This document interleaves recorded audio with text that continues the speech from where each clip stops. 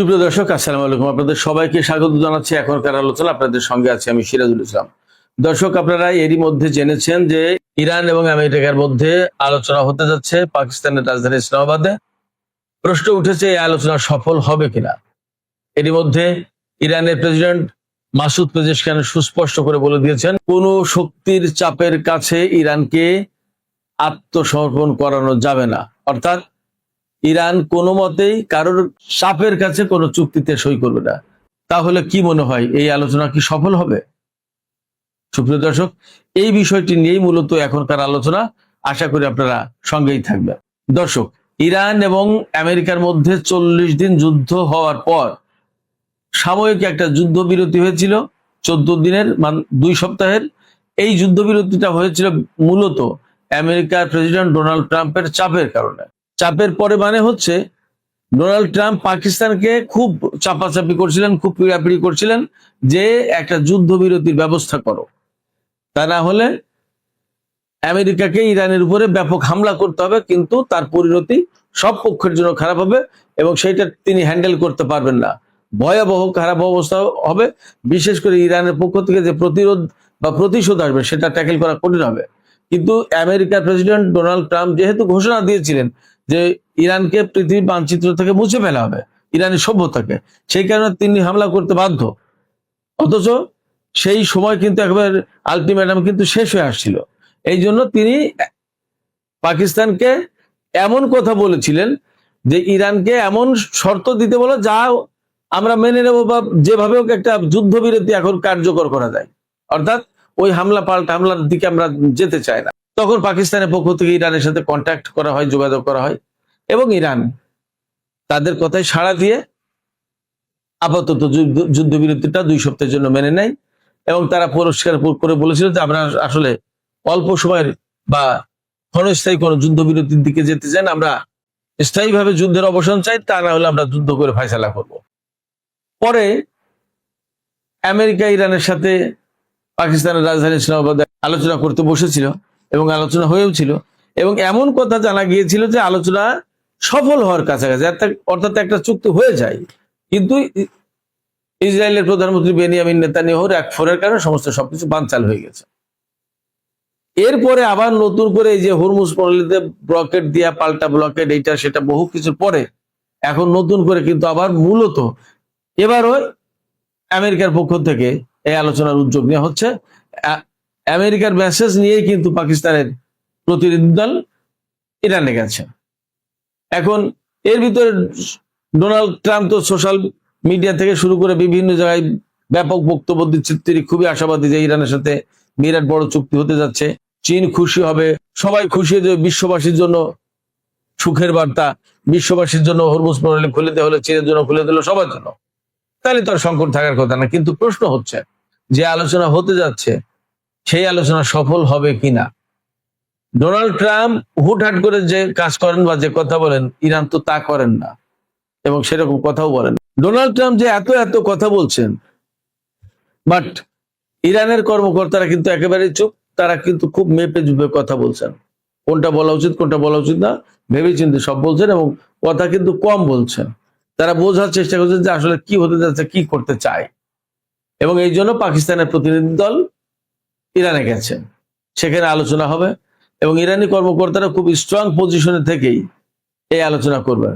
তারা এমন অবস্থায় নেই যে যে কোনোভাবে একটা চুক্তি আমেরিকার সাথে করতে হবে, এমনটা না। তারা বরং শক্ত অবস্থানে দৌড়াদৌড়ি যা করছে তা কিন্তু আমেরিকা এবং পাকিস্তানের লোকজন করছে। কেন? 2টা কারণে। একটা কারণ হচ্ছে যে তার সাথে আমেরিকার সম্পর্ক আছে, ইরানের স্বার্থ আমেরিকাতে যেটা সেটা কিন্তু পাকিস্তান দেখাশোনা করে। আবার পাকিস্তান যেহেতু আঞ্চলিক একটা শক্তিধর দেশ, এই যুদ্ধবিরতি কার্যকর করে যদি 2 পক্ষের মধ্যে শান্তি চুক্তি করিয়ে দিতে পারে, তাহলে পাকিস্তানের সেনা প্রধান, পাকিস্তানের সরকার, প্রধানমন্ত্রী, পররাষ্ট্রমন্ত্রী সবাই একটা উচ্চ পর্যায়ে চলে যায়, খুব সম্মানজনক অবস্থায় চলে যায়। পাকিস্তান আন্তর্জাতিক অঙ্গনে বিরাট একটা ক্রেডিবল স্টেট হিসেবে গণ্য হবে।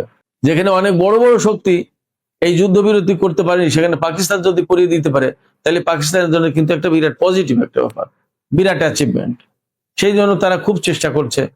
এবং ইরানের সাথে যেহেতু তাদের সম্পর্ক ভালো, ফলে সে সুযোগটা আছে।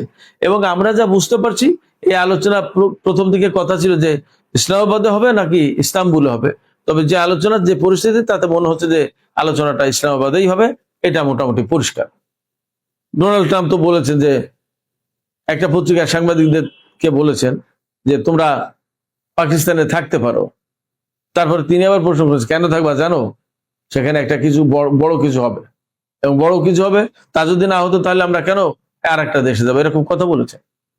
এই সমস্ত কথা মার্কিন কর্মকর্তারা বা ডোনাল্ড ট্রাম্প এই সমস্ত যতই বলুক, ইরান কিন্তু বুঝে শুনেই পা ফেলবে। সবচেয়ে বড় কথা হচ্ছে, ইরানের সাথে কিন্তু আমেরিকা, ব্রিটেন, ফ্রান্স, জার্মানি, চীন, রাশিয়া, এই যে 6 জাতি গোষ্ঠী, ইউরোপীয় ইউনিয়ন, জাতিসংঘ, তাদের সাথে আলোচনার পরে 2015 সালে যে চুক্তি হয়েছিল, সেই চুক্তি কিন্তু এই ডোনাল্ড ট্রাম্প ছিঁড়ে ফেলেছিল, মানেনি, বাতিল করেছে। অতএব এখন যদি কথা কথা চুক্তি হয়ও, তাহলে সেই চুক্তি যে এই ট্রাম্প বা তার প্রশাসন মানবে, নেতানিয়াহুর চাপের কাছে যে বাতিল করবে না, তার নিশ্চয়তা কে দেবে? সেই কারণে ইরান যদি এরকম চুক্তিতে যায়, তাহলে এমন গ্যারান্টার চাইবে বা এমন গ্যারান্টি চাইবে যে আন্তর্জাতিক গ্যারান্টার থাকতে হবে, যেখান থেকে গ্যারান্টি দিতে হবে যে এই চুক্তি বাতিল হলে তার বিনিময়ে ইরান কিভাবে এবং আমেরিকা কি ধরনের শাস্তির মুখে পড়বে, একটা কিছু থাকবে। তা না হলে এই চুক্তি হবে না। তার মানে এখানে ইরানের এই দাবিটাও মেনে নিয়ে চুক্তি হতে হবে। শুধু তাই না, ইরানের প্রেসিডেন্ট মাসুদ পেজেশকিয়ান যে বলেছেন যে ইরানকে কোনো দেশ, কোনো শক্তি আত্মসমর্পণ করতে বাধ্য করতে পারবে না, তার মানে আত্মসমর্পণ করতে পারবে না। এই বক্তব্য কিন্তু খুব শক্ত বক্তব্য। আত্মসমর্পণের কেন প্রশ্ন আসছে? এখানে যুদ্ধ যেহেতু হচ্ছে না আপাতত, আত্মসমর্পণের এই মুহূর্তে প্রশ্ন নেই, কিন্তু দুইটা জায়গায় এই আত্মসমর্পণ কথাটা প্রযোজ্য। যদি আমেরিকা যুদ্ধ করতে চায়, তাহলে ইরানের যে সামরিক প্রস্তুতি আছে তা তো আমরা দেখেছি, এবং ইরানের কমান্ডার এখন বলছেন যে এখন ইরানের হাতে যে সমস্ত নতুন নতুন অস্ত্র আছে তার অনেক কিছু আনা হবে, নতুন করে ব্যবহার করা হবে, এবং বিশ্ববাসী আমেরিকার সন্ত্রাস হবে, আশ্চর্য হবে, একেবারে অবাক হয়ে যাবে, যে আশ্চর্য হবে যে কি ব্যাপার, এ কি অস্ত্র, মোকাবেলা করতে পারবেন, এরকম কথা বলছে। ফলে শত্রুপক্ষ ইরানকে যুদ্ধ করে সারেন্ডার করাতে, আত্মসমর্পণ করাতে বাধ্য করবে না, করতে পারবে না। আবার যদি চাপ সৃষ্টি করে ইরানের উপর এমন কোনো চুক্তি চাপিয়ে দিতে চাই যে চুক্তির কারণে ইরানের অনেক বড় ক্ষতি হয়ে যাবে, এরকম চুক্তিও চাপিয়ে দিতে পারবে না, তার মানে আত্মসমর্পণ করাতে পারবে না। এইটাই মিন করেছে সম্ভবত ইরানের প্রেসিডেন্ট। তো তার মানে হচ্ছে ইরান খুবই শক্ত অবস্থানে থেকে এই যুদ্ধবিরতি বা যুদ্ধ অবসানের আলোচনা এবং শান্তি চুক্তির ব্যাপারে কথা বলবে। তার মানে একদম পরিষ্কার, ইরান দুর্বল অবস্থায় নেই, এবং ইরানের ভেতরে চুক্তি হওয়া না হওয়া, যুদ্ধবিরতি থাকা না থাকা, এই সমস্ত ব্যাপারে কোনোটা নিয়েই তার ভিতরে তাড়া নেই, চাপ নেই। যত চাপ এবং যত তাড়া আমেরিকার কাছে। কারণ এখানে সবচেয়ে বড় আরেকটা ব্যাপার, ইরান মনে করছে বা ইরান বলছে যে তারা যেহেতু আগ্রাসী নয় এবং তারা অন্যায় করেনি, ফলে যারা অন্যায় করেছে দৌড়ঝাঁপ, যত চাপ তাদের উপরেই আছে। এর ভেতরে ইরানের সামরিক শক্তি সম্পর্কে ছোট্ট করে দু একটা আমি ইনফরমেশন দিই, তাহলে বুঝতে পারবেন আরো। আপনাদের নিশ্চয়ই মনে আছে 2019 সালে হরমুজ প্রণালীর কাছাকাছি একটা অবস্থানে আকাশ আমেরিকার গ্লোবাল হক ড্রোন ভূপাতিত করেছিল ইরান। এটা ছিল সেই সময়কার সবচেয়ে লেটেস্ট প্রযুক্তির ড্রোন। সেই ড্রোন তৈরি করার পর আমেরিকার সামরিক বিশেষজ্ঞরা বলেছিল এই ড্রোন পৃথিবীর কেউ ভূপাতিত করতে পারবে না এবং শনাক্ত করতে পারবে না রেডার সিস্টেম। অথচ ইরানের আকাশের যেদিন ঢুকেছে সেই দিনই কিন্তু সিঙ্গেল একটা মিসাইল দিয়ে ধ্বংস করে দিল। এর চেয়ে অনেক বড় ঘটনা ঘটেছে গত 9 এপ্রিল। 9 এপ্রিল পারস্য উপসাগরের আকাশ থেকে আমেরিকার একটি Q4C ড্রোন ভূপাতিত করেছে ইরান। এই ড্রোনটার মূল্য কি? এই ড্রোন একটা সাধারণ ড্রোন না। এই ড্রোন আপনারা মনে করতে পারেন যে সাধারণ একটা ড্রোন ভূপাতিত করেছে, এটা এমন বড় কি? এই ড্রোন গ্লোবাল হক, সেই যে ড্রোনের কথা বললাম, তার চেয়ে দামি, তার চেয়ে আধুনিক, তার চেয়ে লেটেস্ট মডেলের। বা এই যে আর্কিউরিশন রিপার যে সমস্ত মডেলের ড্রোন, এগুলো কোনো কিছুই এর কাছে কিছু না। MQ4C এই মডেলের ড্রোনের দাম $25 কোটি, $250 মিলিয়ন। একটা F-15 জঙ্গি বিমানের চেয়ে বেশি দাম। এর চেয়ে সামান্য কিছু কিছু বেশি দাম P3 সেন্ট্রি অ্যাওয়াক্স যে বিমান, সেই বিমানের। তার মানে কতটা দামি ড্রোন আপনারা বুঝতে পারেন। এই MQ-4C এই ড্রোন, আমেরিকার হাতে মাত্র 20টা ড্রোন আছে। এই ড্রোন অনেক দামি ড্রোন বলে বেশি বানায়নি, এবং এটা কমপ্লিটলি স্টিলথ প্রযুক্তির, এটা ধরা পড়বে না, কিন্তু ইরান ঠিকই মেরে দিয়েছে। ফলে ইরানের সামরিক সক্ষমতা, ক্ষেপণাস্ত্র প্রতিরক্ষা ব্যবস্থা বা আকাশ প্রতিরক্ষা ব্যবস্থা মোটেই দুর্বল না। মানুষ যা বলে ব্যাপারটা তা না। কেন দুর্বল না এটা নিয়ে আমি প্রয়োজনে পরে আর একটা ভিডিও করব, যদি সময় থাকে আপনারা আমাকে একটু মনেও করিয়ে দিতে পারেন।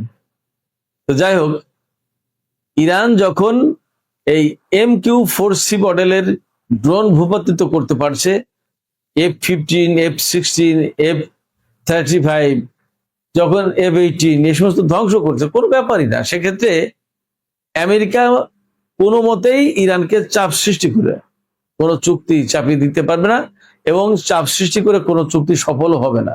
ফলে ইরানকে আত্মসমর্পণে কেউ বাধ্য করতে পারবে না।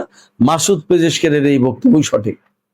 সেক্ষেত্রে ইরানের সাথে যদি চুক্তি সফল করতে হয় এবং আপোষ সফা করতে হয়, তাহলে আমেরিকাকে ছাড় দিয়ে ইরানের অনেকগুলো শর্ত মেনে নিয়েই করতে হবে, তাছাড়া হবে না। সুপ্রিয় দর্শক, এখনকার আলোচনা এখানেই শেষ করতে চাই। আপনাদের কি মনে হয়? আপনারা কি মনে করেন যে আমেরিকা জোর করে আসলে চাপ সৃষ্টি করে ইরানকে কোনো চুক্তি করতে বাধ্য করাতে পারবে? আপনাদের কি মনে হয় তাই, নাকি মাসুদ পেজেশকিয়ানের এই বক্তব্যই সঠিক যে পৃথিবীর কোনো শক্তি ইরানি জাতিকে আত্মসমর্পণ করতে বাধ্য করতে পারবে না? আপনাদের মতামত জানিয়ে কমেন্টে লিখতে পারেন। আর ভিডিও ভালো লাগলে লাইক, কমেন্ট, শেয়ার করবেন এবং চ্যানেলটি সাবস্ক্রাইব করে সাথে থাকবেন।